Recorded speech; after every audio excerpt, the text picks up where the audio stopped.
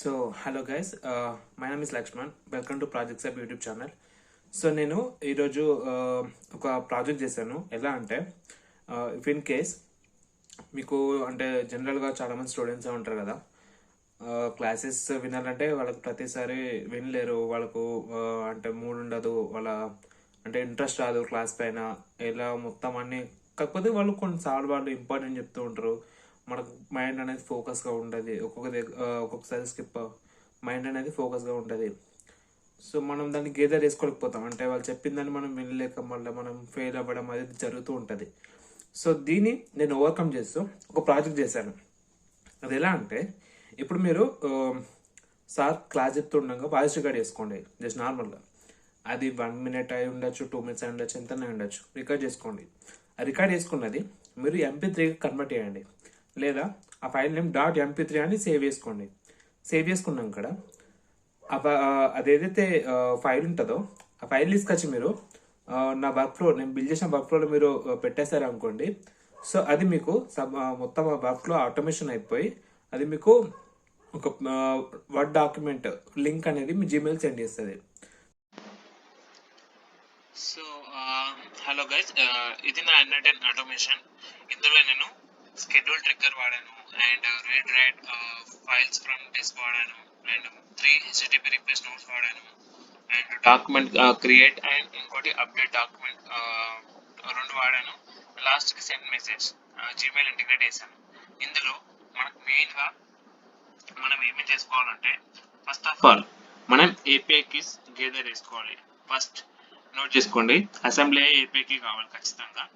Next మనకు Google ఏపీఐకి ఖచ్చితంగా కావాలి. అది గూగుల్ కన్సోల్కి వెళ్ళి అక్కడికి వెళ్ళి తీసుకోండి.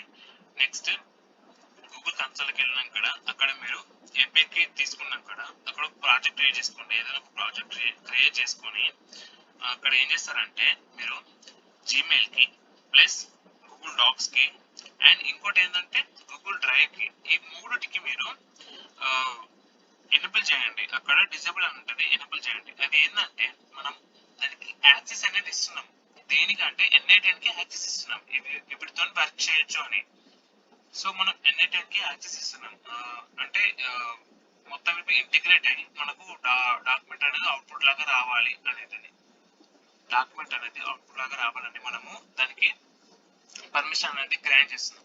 సో దానివల్ల మనకు జీమెయిల్కి డైరెక్ట్ అవుట్పుట్ అనేది అంటే లింక్ వస్తుంది. ఆ లింక్ ఓపెన్ చేస్తే మనకు డాక్యుమెంట్ అనేది ఓపెన్ అవుతుంది. అది డ్రైవ్లో డాక్యుమెంట్ ఉంటుంది, ఆ డాక్యుమెంట్ ఓపెన్ అవుతుంది. సో ఓకే, అర్థమైంది అనుకుంటున్నా.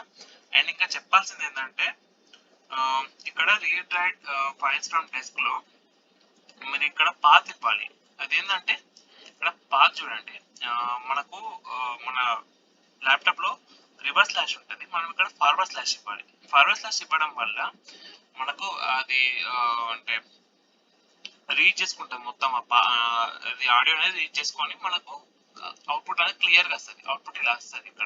ఇక్కడ బైనరీ ఫామ్లో డేటా వస్తే అప్పుడు అవుట్పుట్ వచ్చినట్టు కరెక్ట్గా మనకు, లేదంటే అవుట్పుట్ రాలేదు అన్నట్టు. ఓకే, నెక్స్ట్ ఇక్కడ జీమెయిల్ ఇంటిగ్రేషన్కి ఓకే, చూడండి ఇక్కడ మెసేజ్ ఫార్మాట్ సెండ్ అనేది ఇవ్వాలి, ఎవరికి పంపిస్తున్నావు అనేది ఇవ్వాలి. నెక్స్ట్ దాని తర్వాత మెసేజ్ ఏముండాలి, hi there this is your document link అని ఇచ్చేసి ఆ లింక్ అనేది ఉండాలి. సో ఇక్కడ JSON ఫార్మాట్లో పెట్టేసిన ఆ డాక్యుమెంట్ని కూడా. సో ఇది అనేది టోటల్గా అవుట్పుట్. ఒకసారి మనం సో ఇది మొత్తం టోటల్గా వర్క్లో ఒకసారి ఎగ్జిక్యూట్ చేద్దాం, అండ్ మనకు మెయిల్ వచ్చిందో లేదో చెక్ చేసి చూపిస్తాను మీకు. వర్క్లో అనేది స్టార్ట్ అయిపోయింది.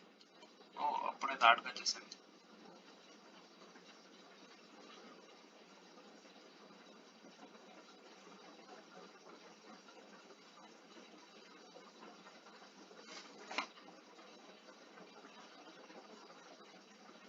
అయిపోయింది. HTTP రిక్వెస్ట్ సెకండ్ లోడ్ అయిపోయింది. క్రియేట్ డాక్యుమెంట్ రన్ అవుతుంది, అప్డేట్ డాక్యుమెంట్ అవుతుంది, సెండ్ మెసేజ్ డన్ అయిపోయింది. ఇప్పుడు మనం జీమెయిల్ ఓపెన్ చేసి చూపిస్తాను. ఓకే,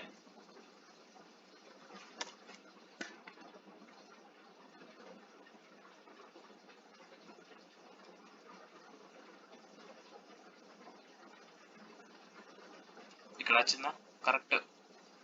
టైం ఎంత అవుతుంది 8:51 చూపించింది కదా ఇక్కడ చూడండి.